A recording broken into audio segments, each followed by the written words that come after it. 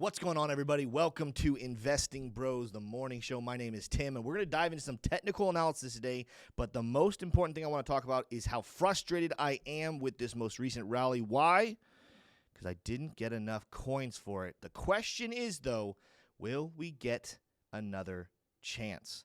Now, before we go to my screen, I want to continue to talk about, I've been saying lower prices are coming. I'm open to being wrong. I'm not convinced yet that I am, but with this most recent surges, there are a couple of coins that I am a little concerned about that I'm not going to be able to get the prices that I thought I would. Let's dive into a couple of what those are, but before we do, make sure you hit that like button and subscribe to the channel for more TA and crypto news updates just like this. Now, we're going to start off with Bitcoin. Now, this is not one that I'm too concerned about. Again, we're still sitting within this head and shoulders pattern that we have discussed now for a while. The only thing that's happened here recently is kind of coming to the top end of what I thought was potentially possible. Of coming up and matching that top that we have here in April back on the 14th. Now, if we continue to surge to the upside and if we take out this top here that we set back in July, if we get above 31,864, start pushing towards that 32,000, that would invalidate this head and shoulders pattern. I would then move on. I would agree with everyone, hey, the bull run might be closer than we think.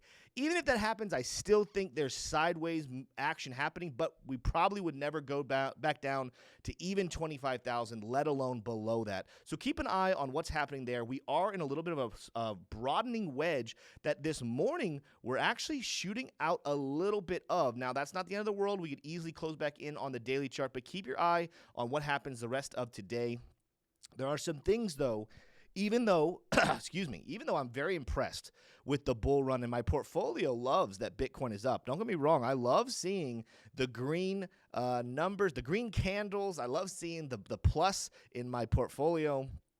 We're starting to see, even on the daily chart, the overbought flashes coming in a little bit stronger. Now, this one's been with us for a while, but where it gets a little more bearish is you move out to the 2 daily chart. We're getting it. You even move out to the 3 daily chart, and we are getting overbought flashes. We do not get overbought flashes very often on the 3 daily chart, and when they do, they're very heavily respected. This is one that until we get some heavy bullishness, I do continue to expect these will probably end up happening. And the truth is, here's the thing, guys. Again, I could absolutely be wrong about going down to 25,000 or lower, but I do want you guys to know, anyone who's watching this right now and saying, oh my gosh, am I going to miss out on buying low prices? Here's the 2 things that I think you should do. A, you should keep DCAing. If you want to continue to get good prices, DCA, whether the price is at 25,000 or the price is at 32,000, when we're thinking about the long term here in the bull market, it's still going to be a good price to buy, even if you buy right now. But if you're looking for a good opportunity right now in terms of you want to see increase maybe in the next couple of days, next couple of weeks, maybe you're entering a longer kind of a long entry position, a trade position, I heavily caution you, and here's one of the reasons why, going back to the screen. Even though we've been on a tear here recently, we have not really set a low since all the way back here at 26,500 back on October 13th. What do I mean by that? Yeah, technically we have 2 red candles here, but in reality, that has a lot more to do with how overextended we got on that day that the fake news came out that the ETF had been approved.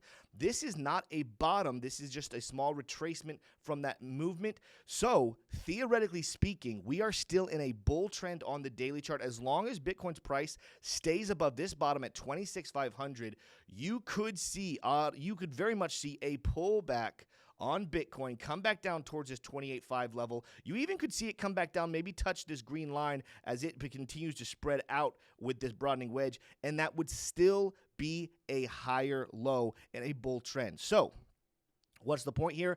I can't tell you the exact number, but I can tell you when you see the oscillators this overextended, especially on these longer time frames, this is one you do not want to FOMO in, wait for a pullback.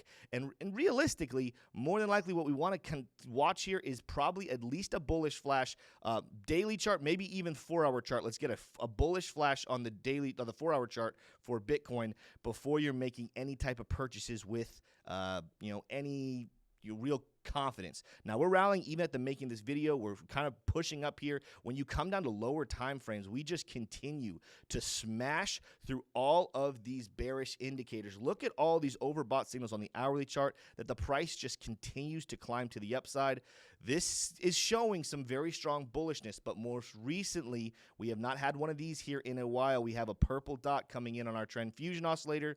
The money flow, while it's still technically climbing, is looking like it's curving over here. So again, I can't tell you when, if. I think there's even a chance maybe the price shoots up towards that $31,050 range that we hit all the way back. If I go to the daily chart, that's the top of this April price back here. That still makes it a head and shoulders pattern, not something that you want to ignore moving forward. But again, even if we shoot up above, even if we go above 32,000, there still is room for pullback to come. So be prepared. Don't FOMO in. Wait for a good spot. Now let's move into some of these altcoins. These altcoins that have made some really, really big moves. I'm only going to focus on a couple of them. The big one, Cardano. You guys know we love Cardano here on this channel. We broke out of the falling wedge pattern that we have been in on Cardano ever since back in March of 23. This is the level of resistance we had been struggling with. But guess what? Finally, we have broken out. Now keep an eye on this green trend line that's falling to the downside. If we can break that, that'd be significant. But we've had touches here August 29th, here most recently October 2nd. That could serve as another level of resistance. Yes, we've continued to defend the 24-cent range, but again, not going to be surprised. This would still be a lower high. Not going to be surprised if we end up bouncing there again. Just like Bitcoin, I said, should be having a cool off. Cardano could cool back down all the way back to that 24-cent support line. Again, there's still an outside chance, depending on what happens in the news, it goes lower than that. But I'm willing to be extremely bullish now as the charts just keep going and going and going. One thing, though, I will notice, and I will pay attention, guys, the volume has not come in ridiculously on any chart. You're not seeing it here.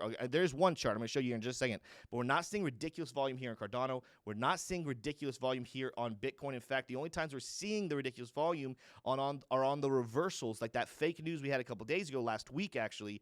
That's where we're seeing high volume. Other than that, the volume as a whole continues to be low here. I would like to see some more bullishness and confidence. I'd like to see that volume increase.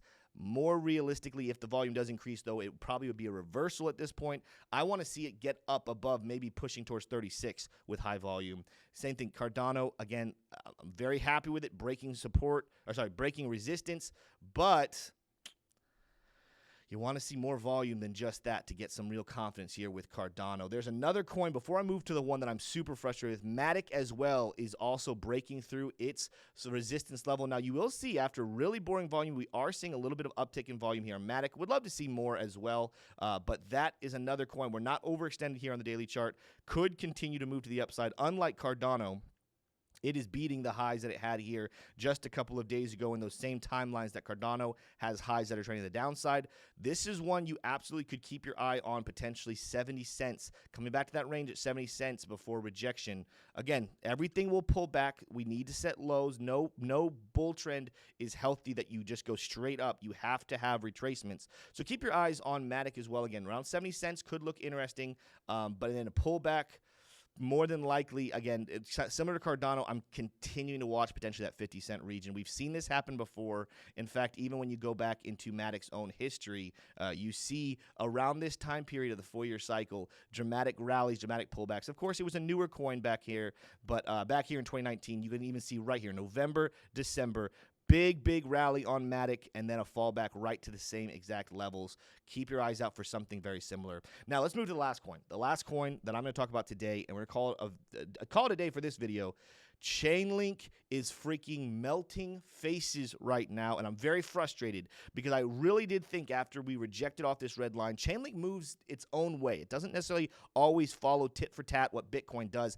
I thought I was going to get another chance to buy somewhere here in the 640 region, maybe even get lucky and buy some more Chainlink below $6. Well, here the other day on the Saturday show, we mentioned this, how we broke up above the $8 resistance. I was very frustrated. I thought we would reject here at 930. I was like, all right, darn it, I'm not going to be able to buy again until probably $8 coming back to this range.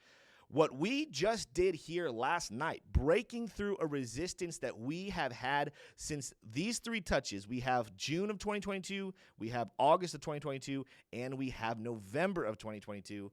We have broken ranges that we haven't had these highs for well over a year. This is extremely bullish for Chainlink, but I'm very frustrated. Look at the volume even coming in. Remember I told you I want to see high volume on Cardano and Bitcoin and things to push new bullish nature? I want to see something like that. I want to see that kind of volume here on Chainlink. We are seeing it overextended. I do think a pullback is coming, but realistically, I mean, how much is it going to happen?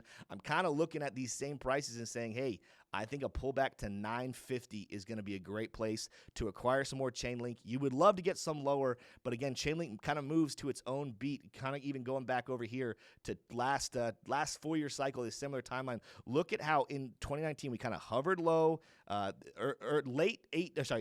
2018 and 2019 we hovered low, and then right here in the summer we made a push up and we kind of operated back, coming back down to find support on those former highs. Not going to be surprised to see Chainlink do the same thing again. We've broken through the resistance, come back up. We might never see Chainlink get back below $9.50. We'll keep you posted. If it does, I'm definitely going to continue to have some dry powder ready for it. But it's very frustrating. I mean, again, this is just part of crypto, guys. You don't always buy your perfect bottoms. You always sell your perfect tops. That's not the game. You're always looking for good.